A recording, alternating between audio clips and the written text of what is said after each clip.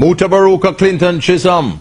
Debate issues having to do with black history, with Africa, and with Rastafari. Clinton, you question this view that the Ark of the Covenant is in Ethiopia. No evidence. Been able to verify that. Nobody has been able Everybody who comes close to it backs off and says, well, of course we can't see it because the priest blocks the door and nobody's allowed. Yeah, but that's not a prerequisite to Rasta, being a Rasta. Rasta repeat that because of their connection with the Ethiopian history. It has nothing to do with your belief in Rasta if you accept the Ark of the Covenant. Selassie, you show in the book, Clinton, was a Christian. He made reference to Christ, his worship of Christ. He encouraged people to worship Christ. Whereas the Rastafarians are doing the very opposite. Right. So I pit His Majesty's speeches against the popular views in Rastafari today. Islam came in 635 AD. The Gospel of John was written around 100 AD. So 535 years came after the Gospel of John. John is an eyewitness, my dear Muhammad. He lived with Jesus. He walked with Jesus. He saw Jesus' wonders and miracles, and he documented it. You want me to believe in someone that never saw Jesus, never lived with Jesus, never walked with Jesus, over the one who walked, lived, ate, embraced Jesus Christ every single day for 3 years and 4 months. This is the matchup that you have all been calling for. Clinton, Chisholm, Mutabaruka. Welcome to Religious Hard Talk. I am Ian Boyne. Almost everywhere I go, people want Clinton, Chisholm. With the battering of Christianity, which has taken place on this program, people have been yelling out. The Christian community has been saying, where is Clinton Chisholm? Well, he has been in Florida for several years now. But he came back recently to launch this bombshell of a book, Revelations on Rastafari. Perhaps the first full-length Christian critique of Rastafari. The first work which attempts to prove the errors of Rastafari. Well, Mutabaruka is here to reply to him.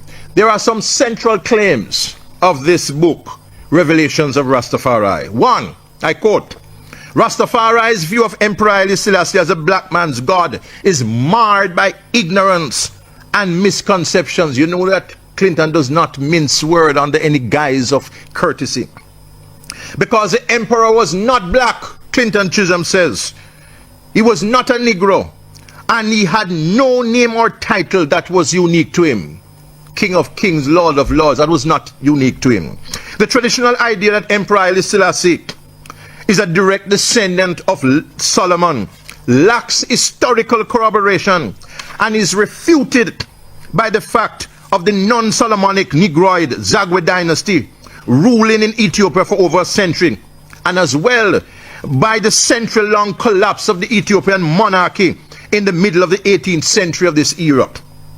Moreover, all the emperors of the last 200 years of the monarchy were unrelated by blood, except for one, despite the fact that all claimed to be Solomonic. The notion that modern Ethiopia is spoken of in the Bible is misguided, because every such reference speaks of Kush, which is Sudan, not the modern landmass known as Ethiopia. The Kebra Negas account of the connection between Solomon, the Queen of Sheba, and the Ethiopian rulers is based on fiction. So too is the story of the ark being taken to Ethiopia. Emperor Haile Selassie was self-consciously a professing Christian, indeed a defender of the Christian faith in Ethiopia, and he encouraged others to accept Jesus Christ of Nazareth as Lord and Savior. Therefore, Clinton says that Rastafari is based on theological ignorance, is misguided, and Christians are provided with the ammunition to destroy Rastafari in this book.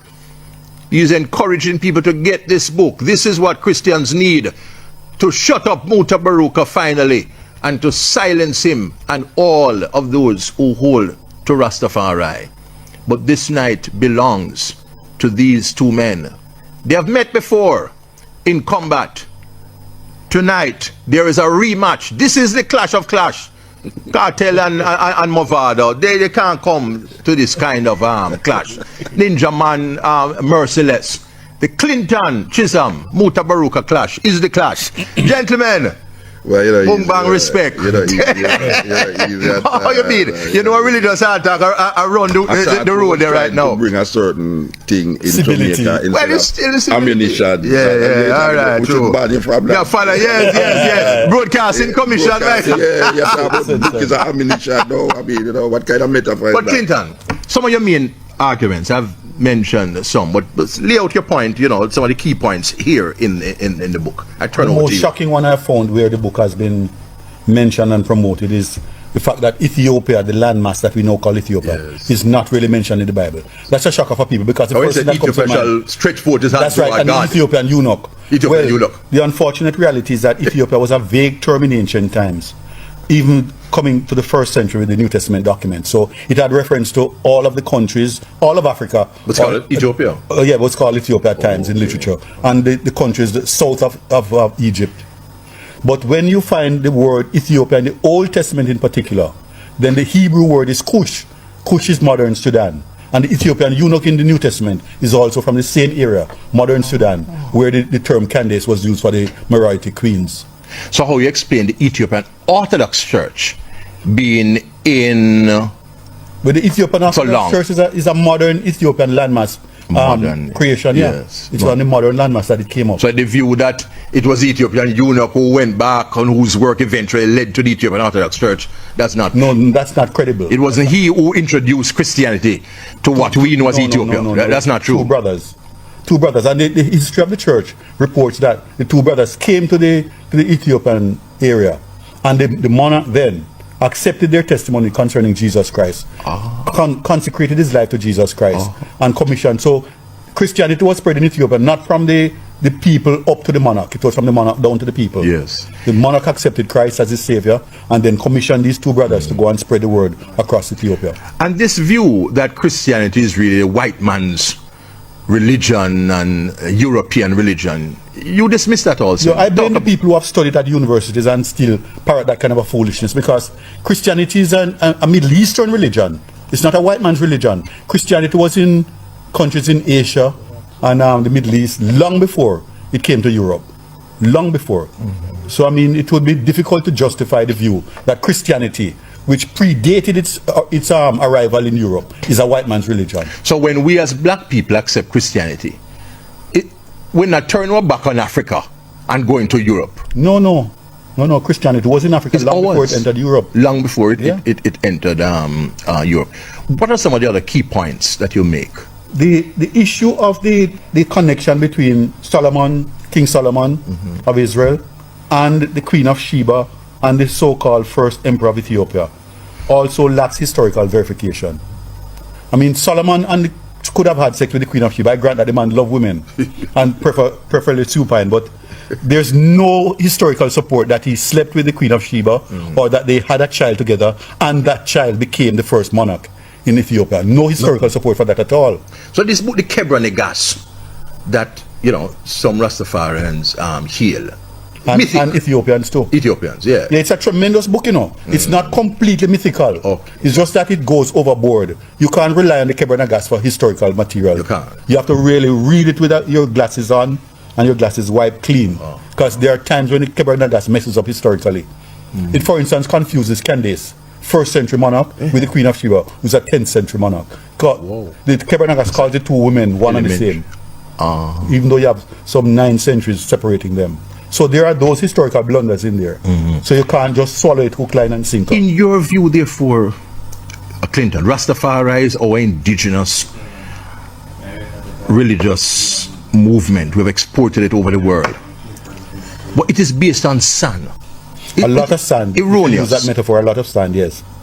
Historically and theologically. Misconceptions originated at the very beginning, from the foundations. From the foundation. The name of the movement, there were misconceptions. Now, I call the first one with the name Rastafari movement. Muta mentions it in a lecture he gave in, where was it? Is somewhere in California.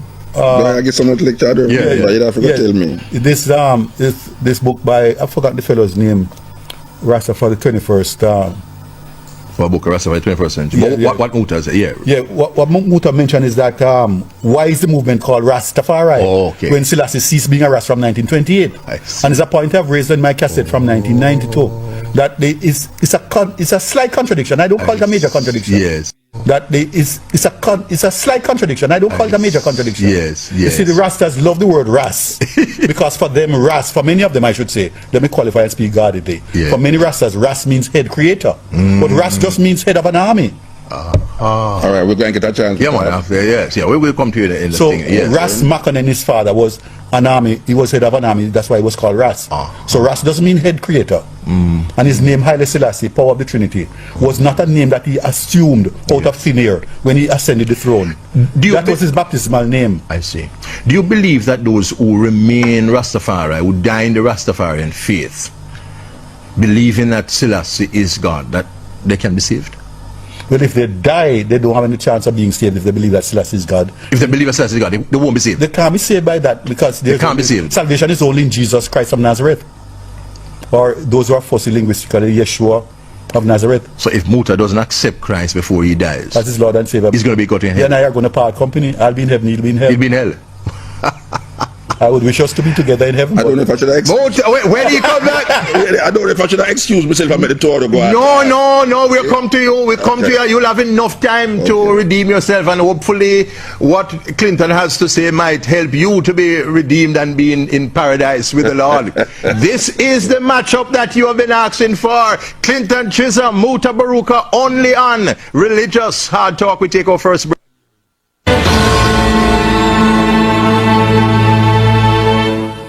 Revelations of Rastafari is Clinton Chisholm's bombshell book, which is said to destroy the foundations of Rastafari and to expose it as a system riddled with historical, theological, and philosophical errors. But Mutabaruka, the celebrity Rastafarian poet and philosopher, is here to contest the ideas of Clinton Chisholm. Muta is quoted quite extensively in this book. And we turn over now to Muta. Yeah, we just want to say to Mr. Chisholm that history is very strange, that none of us who is expounding history was there at the time when history is made. So we have to rely on writers. Now I am contending that depending on who is writing and who want to interpret what is written, they will validate their logics and understanding after that individual or that person or the people who is writing this history. So what I'm hearing is that Clinton has read what the Rastafari used to validate Rastafari, and has also read the things them to disclaim Rastafari. And as a Christian, he chooses to accept the things them that disclaim Rastafari.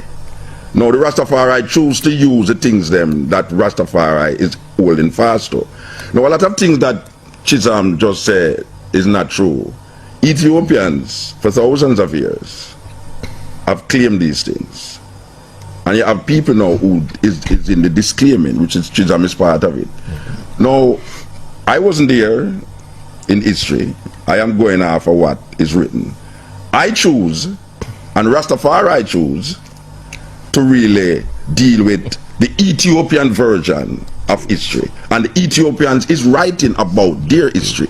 Now I don't know who Clinton is reading to disclaim Ethiopian history, but obviously it is not Ethiopians that are disclaiming Ethiopian history. So if someone is saying that I choose to follow what the Ethiopians say in history, and Clinton is saying no, I choose to oppose Rastafari based upon what people write about Ethiopian history, then wrong and right, we don't know how the wrong and right thing coming of it. But the first thing I want to really work with now is the idea when you read about Haile Selassie is not a black man or a Negro. Yeah. You know, the idea of black and Negro, well, Negro is still black, but the idea of black is really a political thing, jargon. Rastafari is not claiming black man and Negro, even though he's recognizing Africa as a black continent. What Rastafari is saying is that black people never have an African God and an African king to claim. And when Owell claimed Haile Selassie as black people king, he was responding to an event, not a situation, not an idea. He was saying that this man, Haile Selassie, that Marcus Garvey said that black people must worship God through Ethiopia, through their own spectacle. Which we want to come to what him saying that it's not Ethiopia physically the place we're talking about. But when Marcus Garvey tell us that where is the black man God, where is the black man king, where is the black man kingdom, in page 42 of the Philosophy and Opinions of Marcus Garvey, there is a topic there that Marcus Garvey talk about the image of God. And it clear states that if the Jews want to worship God through the God of Abraham, Isaac, and Jacob, let him do it. If the Chinese want to do this thing, let them do it. But we, though late it might be, must worship God through Ethiopia, and that is what we choose to do. Now, when Leonard Owell in 1930 saw that this African, we're not talking about a political mindset now, we're talking about black and Negro. This African was crowned in 1930.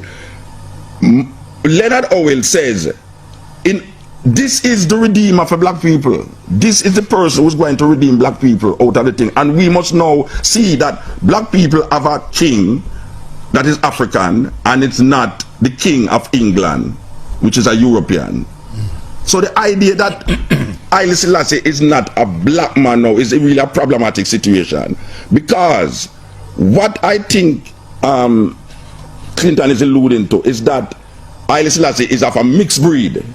Semitic. Yes. No. We have to really work with that. We have to work out that understanding of the black man. I really want to ask Clinton, if the people of America decide, say, them going to declare Obama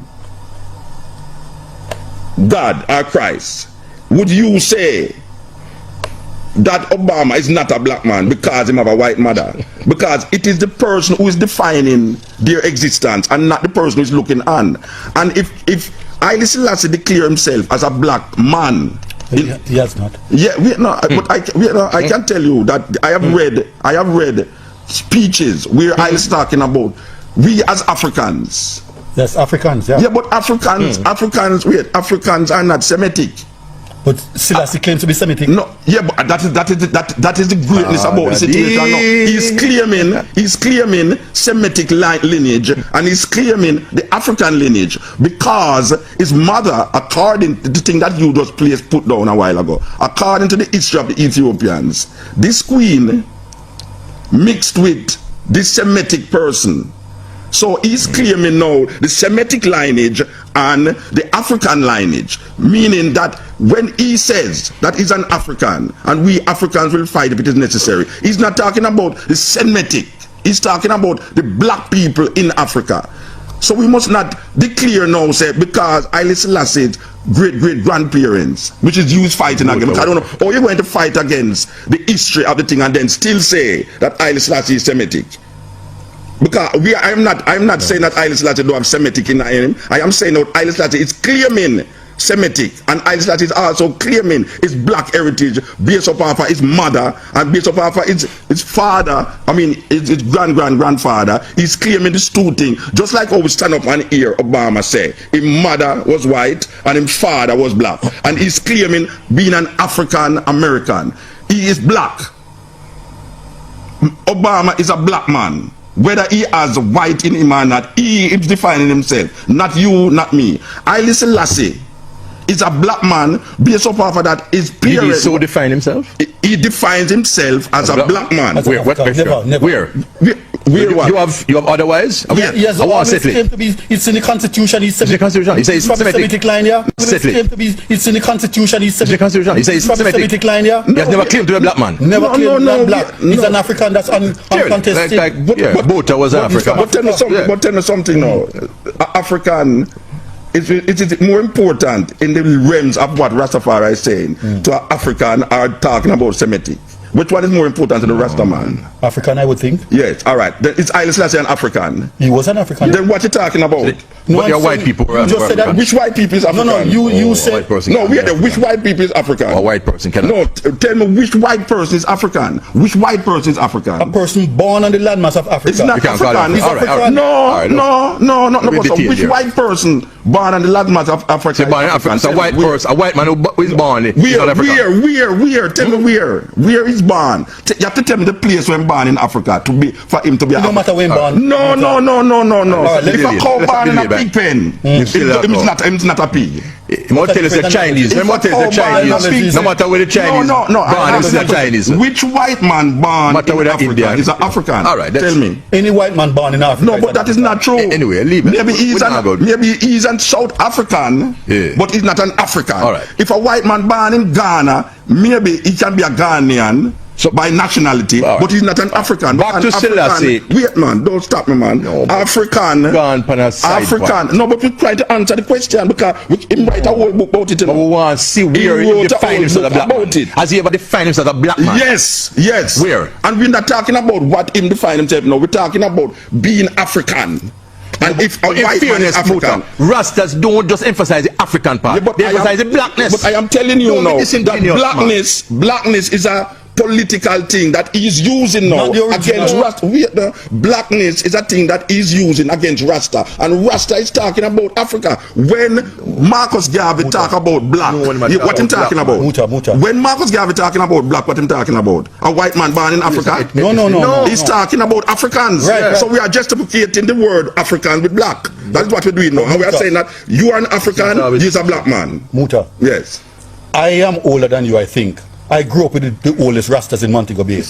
And in the old days, ask any old Rasta, when Rastas talk about black man religion, they might talk about black. Did you live Rastafari? Did you live it? I didn't live the lifestyle. All right, so I am the person who live it now. So when you But live you're amongst a them, younger man, I you know, live- you're a younger man with the Rasta. So what that He didn't mean? want to the ancient In man. other words, you didn't want to the From ancient the man. wise and prudent reveal to the To be babe able- and I suckling. agree with Yeah. that, So I if agree I am a with babe to you, I am revealing something to you now. I am saying to you, But Muta- an African, Haile Selassie is an African, and Haile Selassie is a black man.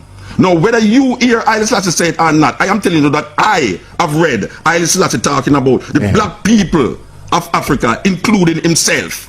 All right, no, Muta, I'm saying to you, just make one simple point. That the ancient dreads in Montego Bay, certain where I grew up, Yeah. when they're talking about black, they're talking about Negro. But I am telling you that when we say black, we are talking about Africans. Today, No, yesterday.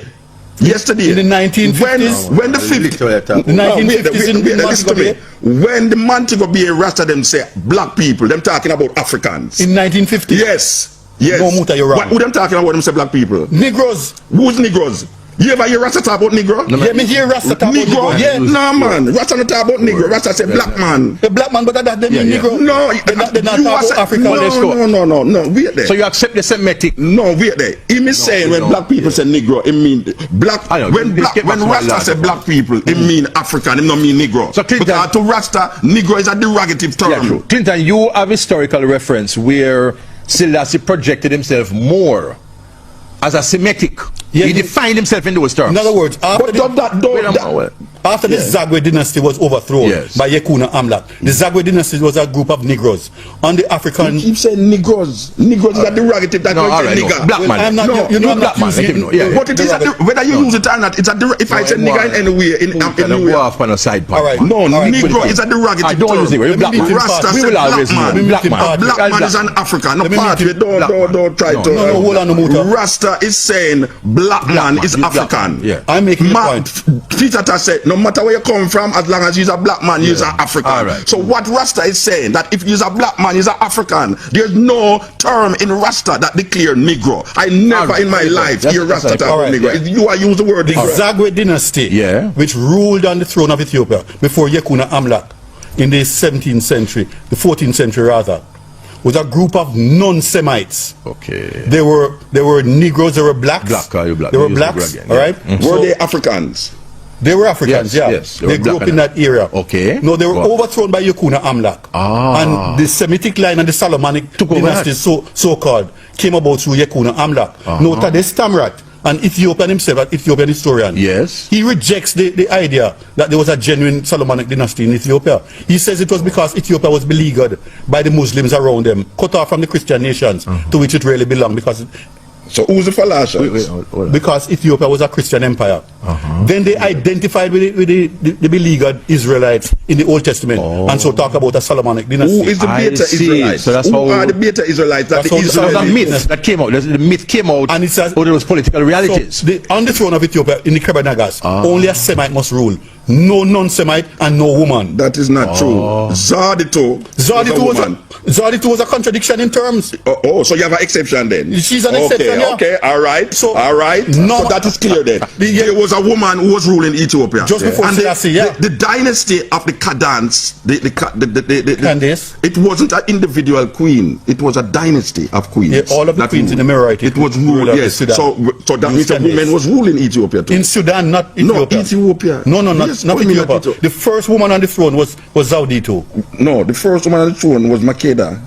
Well, if you see Makeda as being on the throne of Ethiopia, Then she was the queen of Ethiopia? No, Where she was? She was in Arabia, Where? South Arabia. Where? where Yemen. Sheba is. Listen to me. Yemen was part of the kingdom of Ethiopia in that time. What Yemen. period of time? Yemen. What period of What time? period of which time? When BC or AD? Makeda. No, look here. Makeda Look is here. 10th Look- century BC. No, listen to me. Makeda was the queen of Seba. If you declare that Seba is was in South Arabia? it's in Yemen. It's in Yemen. You don't agree with me? Yeah. Yes. That's South Arabia. Yeah, and I am saying to you now that the kingdom of Ethiopia, are you familiar with Nubia? Yeah. Where was Nubia? Nubia was bordering Kush. Where is Kush? Kush is modern Sudan. And where is Ethiopia? Ethiopia is different from So Sudan. what was that land now that is now called Ethiopia? What was it called before? You said that it is not Ethiopia. The land now that they call Ethiopia. Yeah. What was Abyssinia. it called?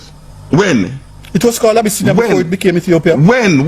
No. In BC times. No, listen to me. I'm talking about the time when you say Cush is Sudan in the Old Testament. The Bible tells you that one of the rivers that flow out of the land of and the river is Gishon, which encompasses the whole land of Fair Cush. break. It's Black History God, Month. you need it. You need We it. are Black History Month and Religious Hard Talk. We are discussing issues having to do with Black history. But Clinton Chisholm is saying that Selassie can't lay claims to that Black history. This is Religious Hard Talk. We take another break.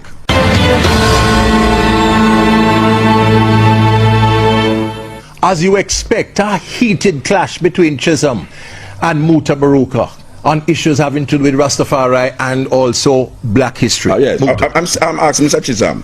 In the Bible, it tells you about a land that the river that encompasses the whole land of Cush, which now we're going to justificate it and say it's Ethiopia. Now, if you claim that the only land that can give claim historically to the Ethiopian name is the Sudan, the place that is now called Ethiopia, what was it called in that time? At that time. I don't remember. I wouldn't All guess. right, all right. Well, it wasn't called Abyssinia. Because Abyssinia is a late name for Ethiopia. It wasn't 5,000 years ago. No, he it was didn't not claim called. that. Yeah, that's why them don't So I am understand saying to you that. now, the land, we need to, you, not me, you need to find out what is the name of the land in the time of when the Bible was written. Yeah. What was the name of the land Fair that is question. now, Yeah. what was the name of the land Fair that is question. now called Ethiopia? But one thing Fair you know question. Muta Fair No, is question. that the land described as Ethiopia Is not. is in Hebrew is Kush, which was Sudan. But I am telling you, no. I am telling you that all of that area was under one, what we call governance. Oh, you're saying. Nubia, Sudan, right to Ethiopia was the only place that was different was- in the naming was- was Egypt, which is Kemet. But that was way up north. But I Africa, am saying, but that is the only place that was not called Ethiopia. That was the only place that yeah, was so not the called vague term Ethiopia. Ethiopia was used for all of Africa. No, at no, one no, time. no. But I am talking about now in the historical reference that you give, and I thought Ethiopia was given the name by the Greeks. Ethiopia, land of the burned faces. Right, Ethiops. Below the Sudan, below the Nile. Sahara. South of the Sahara was called Ethiopia. So we are saying that all of that south of Sahara was Ethiopia. Now we come to understand about a specific place named Cush, which the writers in the Bible sometimes say Cush, sometimes say Ethiopia. No, You they are always say Kush is just that the English people Translate, it as translation. Kush as Ethiopia. Cush is not Ethiopia is not an English name. No, I'm saying Muta. No, the in translation. English, the translation is Ethiopia. No, the translation of Ethiopia is not Cush. No, I'm saying Kush is used in the Hebrew text. No, but I am Cush is a saying to Hebrew you, Ethiopia is Cush. Well, I'm disagreeing with you on that. Well, if Ethiopia is not Kush, that means you don't have no point then. Because you just tell me say Ethiopia wasn't the place there, it's Sudan at name. What I'm saying is Kush, referred to in the Old Testament, was having reference to the landmass that we now call modern Sudan. Yeah, and I am saying to you, you don't know the name that was given to the land there. And I am telling to you that that area, Nubia, to the whole Sudan, area. that area was Ethiopia or Kush. No, Ethiopia was used vaguely for the general landmass south of Egypt. Yeah, what I am saying to but you, Kush is a specific geographical area. and I am saying to you that this specific geographical area that is called Kush encompass the Sudan, Nubia, and the place that they now call Ethiopia. That is what I am saying to you. There's a difference between Historically. Nubia and Kush. All right. Let's move on. Muta, you are maintaining the Selassie as part of the Solomonic dynasty. No, wait. What are you? Stick a pin. We want to get something clear, because we don't want to just a flirt because we have promoted a book. No, Hear what we are saying not now. flirting. First of all, we're not agreeing on that point. No. What I want to get something clear. All right. Rastas have never used the word Negro in their vocabulary. We're not that's a side point. No, it's not a side point, because him said it in his book. Yeah, all right. Forget. All right. Therefore, if Rastas always claim a black king. Yes, all right. Mr. Chisholm is saying that Haile Selassie is not black. Yes. And I am saying to you, Haile Selassie have a Semitic lineage in him that he also claim. It don't mean he's not black, you know. That's what it means. And I'm using the example of Obama. Yeah, a poignant example. He is claiming Africanness. He's an African American. So he don't have to born in the country to be the country. Because there's people who born in the country that is the continent that is not it. As I use the word, a cow born in a pig pen is not it's still a pig cow. All right. The Solomonic dynasty is very interesting because the Ethiopians, the physical Ethiopian that we now call Ethiopia, base their history off of this legend. Yes. The Kebernagas legend. Yes. Now the Ethiopians write their history. Some people follow that history. Some people follow a different history. This is what Chisholm is doing. A subjective approach. Like but the reason why Chisholm is following it is to oppose Rastafari claim. Rastafari is claiming it based upon of the Ethiopian history. Yeah, but they are false historical claims. Yeah, all right. So there must be a means of deciding a historical truth. All right. So what we're going to use now as the mark for this claim, all right, the Ethiopian claim. Very good. Tell me now. Very good question. Tell me. Are you disclaiming the truth is correspondence with the facts as best we know them. And I'm saying the claim determined by whom? Muta would say truth as determined by whom? Whose criteria going to use? I started out by saying history is decided by the writer. Those who succeed, yes, the winners. Well, even that is debatable. Yeah, but go on. There are people who lose and write history. Yeah, but what's the basis for discounting the Kebernagas? If the thing is true, it must correspond to all of the facts that we can pick up from all sources around. Give me some. So if all the things is not corresponding, the whole thing is wrong. Give me the Bible then. Well, I could say the Bible is wrong then. All everything in the Bible is wrong because there's something in the Bible that does not correspond. Therefore, everything in the Bible is wrong. No, I'm not saying that, and I didn't say that. I'm saying some of it could be wrong and it still could be true. But if the claim is that this guy, Menelik I, that's his name, Ibn Hakim, in some documents from Ethiopia, the son of the wise man because his father was Solomon, if he really took the Jewish Ark of the Covenant and abducted it and recited it in Ethiopia, I agree with that. then a number of issues have to tie up. Number one, based on the Bible's claim about the Ark and the mysterious happenings about who can handle the Ark and still live, the Korathites and only the Korathites of the Levites could handle the Ark. Not all Levites, you know. Yes, that's the Korathites in particular. Who are the Beta Israelites? In terms of history or modern reckoning. Who are the Beta Israelites? How did the Beta Israelites come to form a group in Ethiopia that the Israelis took 10,000 of them and shipped them into Israel to validate Jerusalem as the true experience of God of Israel? Well, I could answer that several ways, but the issue is but that is an issue to me now, so you on the side. It's a side point still, Muta. No, not a side point. No, but you're just saying that Solomonic dynasty don't have nothing to do with nothing. So there must be a reason why the Ethiopians claim that they are validating it. So they use the Beta Israelites to validate their claim about the Solomonic dynasty. So I'm asking you that would be one strand that they could use. No. So is it a wrong strand? It is not a defensible strand. No, is it a wrong strand? Whether is it a wrong strand? You have to claim that you know more than the Israelis themselves. No. And not the Israelis, a little bit. No, but it's the Israelis, them do it, it's them take 10,000 of them carry go Israel. Israel is accepting Jews from all over the world. No, these but the very fact- beta them Israelites. These beta Israelites called derogatively falashers. Falashers, yeah. Just like how you said Negro a while They ago. have traditions that And I go am back saying to now, who is these falashers that was taken to Yeah. Israel to validate the experience of the God of Israel? Good question. a group of people in Ethiopia for a number of years who have followed the Jewish traditions found in the Bible. So it's How much more, years? so How it's much more years? culturally rather than How much ethnically years? then? No, how much years? They would go back to the 4th century when Ethiopia became a Christian nation. No, the 4th century. falashers was there before Christianity.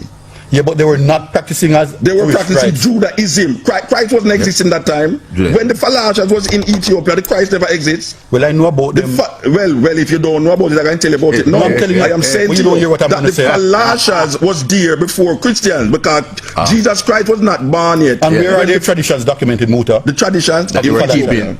in Ethiopia. Which document? The Name me a Ethiopian, doc. the Name me Ethiopian one. document. Name me one document. All right. I'm going to tell you about the Kebra Negas. One. I'm going to tell Kebra you about Negas is 13th the century. king. Gosh, man. Not the fifth and the Anyway, can't remember the book. I can't remember the book. You see, you have a more thing Give me about an books idea to me. of it. Give But me an I'm just idea. saying to you, we could talk to one on one. Yeah, man. Are you aware of the falashers? Yeah, man. Are you aware that the falashers was there before Christianity? You know, I'm not you don't aware of that, no. All right. Well, no. You see, true, I didn't done the research and I don't remember it. You know, it is up to you who write a book about Rasta and against Rasta to find out Black History was the Month. falashers there before. We take our final break, our most interesting program, historical claims being contested on all sides. This is Religious Hard Talk.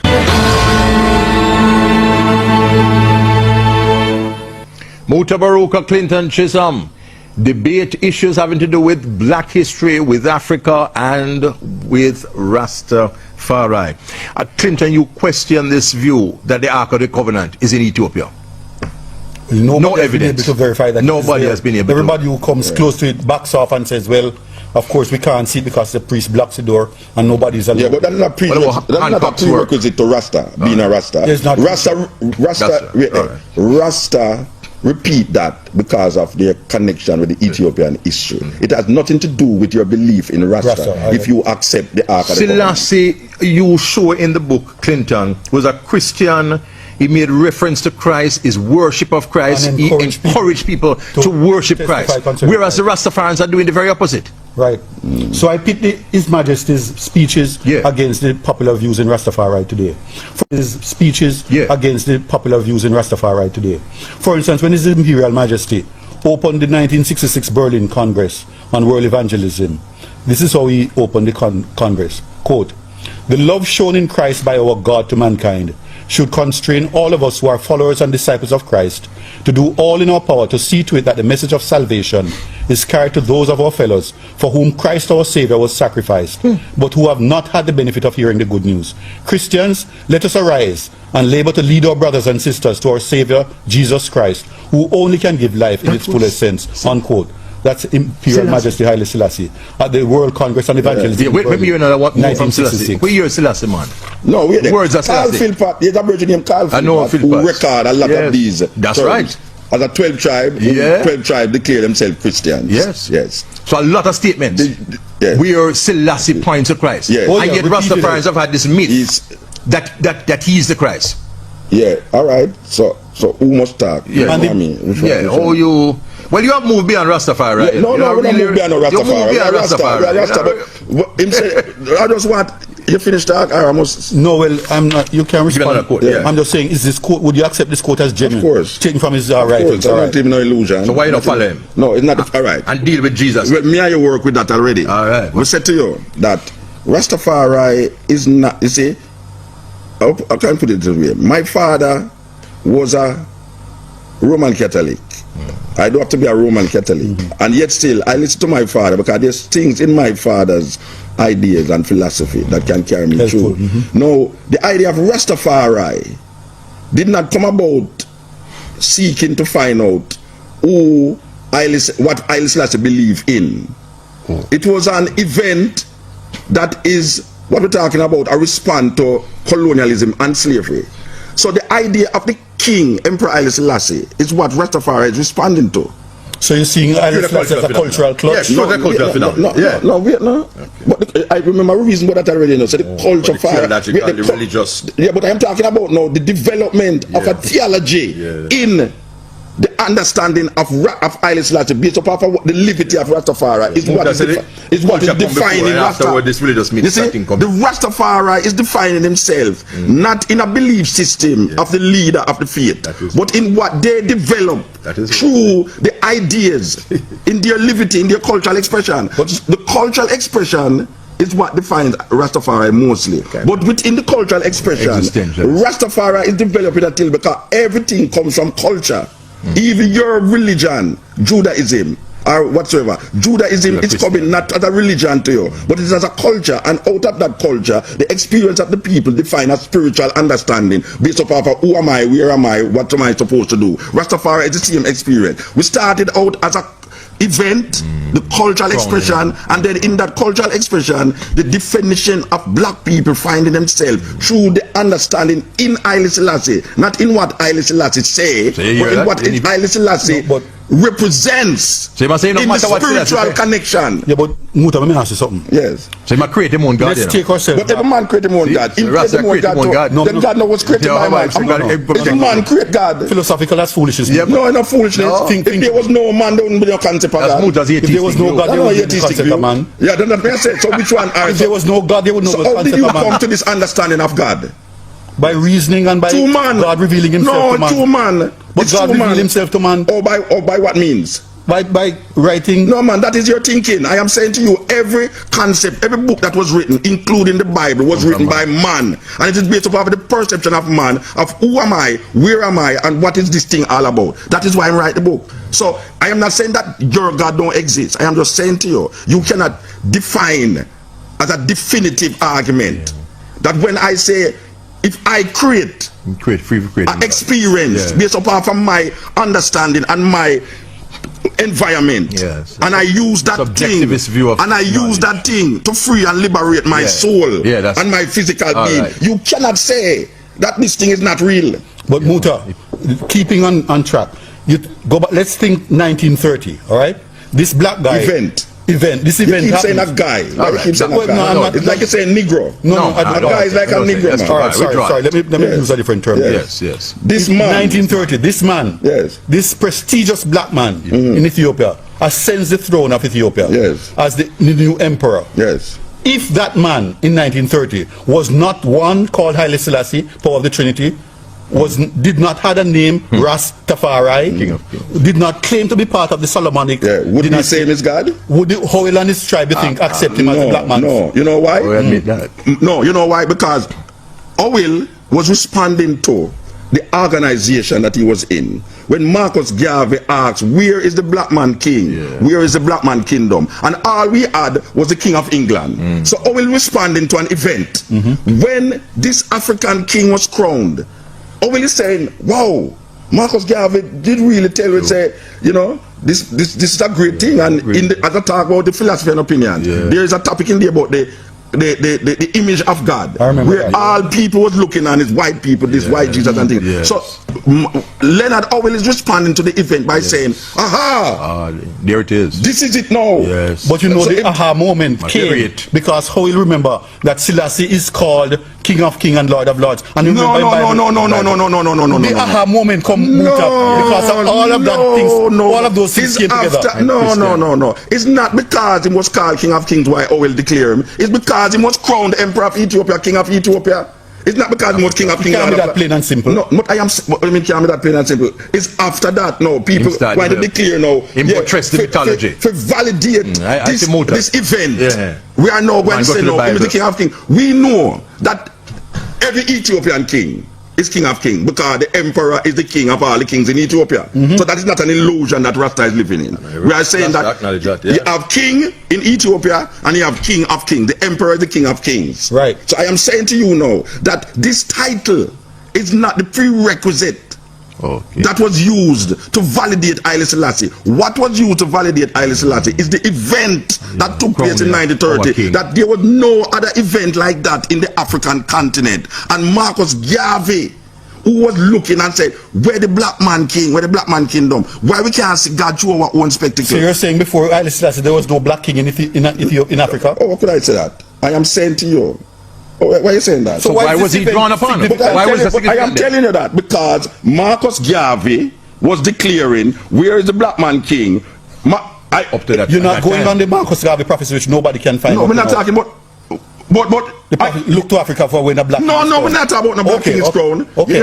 You never quote. I say Marcus Garvey asks the question: Where is the black man king? Where is the black man kingdom? You can't tell me so Marcus Garvey never know we are going in Africa, so he never point to another king. No, because him don't say in the image of God, he mentioned Ethiopia. Him say why we can't see God through the spectacles of Ethiopia. No, I am saying to you, this is what give the spurring of Leonard Howell to say, wow, here is a black king. Because I remember say Haile Selassie and Rastafari and Marcus Garvey was in communication before he was the emperor of Ethiopia. Rastafari was doing works long before he was the emperor of Ethiopia. Is the Rastafari predated 1930? Then he knows a man. Rastafari is the name of Haile Selassie before he become the emperor. I thought you were talking movement in Jamaica. No. We're not talking about the movement. We are talking about how the movement start to declare this man and not a next man. Because this was the only visible thing that was happening at 1930 that we can see. It cannot be the simple ascension of a black man. But why you can't accept simplicity? Not the simple ascension of a black man. But that was what spurred it was the black man ascending the throne plus his titles. No, that is what come after. It come after. Hard to determine. A lot of things come after, you know. Even the validation of Rastafari through biblical prophecies came after. Yeah. We're talking about the event that took place. Rastafari was responding, at least the people them in Jamaica, with this oil, was responding to, and I was responding, at least the people them in Jamaica, with this oil, was responding to an event. The event was the crowning of Rastafari, who became Emperor Haile Selassie. No, I am not one of those Rasta when I tell you Ras mean head creator. Ras is a title. Tafari mean one to be feared. That is the Ethiopian translation of the word. You agree with that? I agree with that. Yes. So Rasta declared so that does not negate. Does that? Well, he has moved beyond Rasta. Yeah, no, don't say that, man. That does not negate the idea of the event being important. Of the event being important to the people them who was looking far away out of colonialism, imperialism. What about Selassie as God, Muta? What about Selassie as God? What about Selassie as God? You accept Selassie as God? No, we recognize that God is a limited word to describe the concept that we is now portraying. Because the word God... But you don't believe in a supernatural God? No, I don't know supernatural. No supernatural God. Natural. You reject supernatural. That's why we say ital. Natural we are working with. No supernatural. No, we not work with supernatural. Supernatural is belief. Superstition. Supernatural. The lack of information lead to superstition. And information. How are you different from the atheists, Muta? Superstition relates to the lack of information. Knowledge. So we say now inspiration without information lead to superstition, and that is what most religious people rely on, including Rastas. Including people, yes, of course, because a lot of Rastas try to make Rasta Haile Selassie into the Jesus in the Bible. Yeah. Muta, how your view differ from the atheists? Give me a what is the view of the atheists? That there's no God, that we... No, but you say... It's just purely matter. No, that matter is all. We'll go through that already. All right. It's not that I'm not believing in God. I don't believe in the concept of God. That is perpetuated by the reverend here and you there sometimes. I am saying to you and the rest of that it's not that I am not saying God. I don't want to use the word God because it's kind of can't throw up the whole thing when I'm talking to people who actually have a preconditioned idea about God. So if I tell them if I say Haile Selassie is this, and say then Haile Selassie create me, then Haile Selassie this, we don't want to mix it up. So we say, look, I know, make we leave out the word God. Oh, tight. See? So it's a spirituality we are defining. It's not a religion. Rastafari is a way of life, even though it have a basic in deity. All right. For Mutabaruka, on this day in February 2009, what is the significance of His Imperial Majesty, dead or alive? What is the significance? Haile Selassie to me is the defining quality, divinity that I search for in myself. Divinity? You're using that word? In myself, of course. When I search for self, it is because of the understanding in Haile Selassie why I reach where I am. It's an anthropological view. That is really what it is. It is what I am viewing in Haile Selassie through my ideas. Is the ideal man? Me to that. Yes.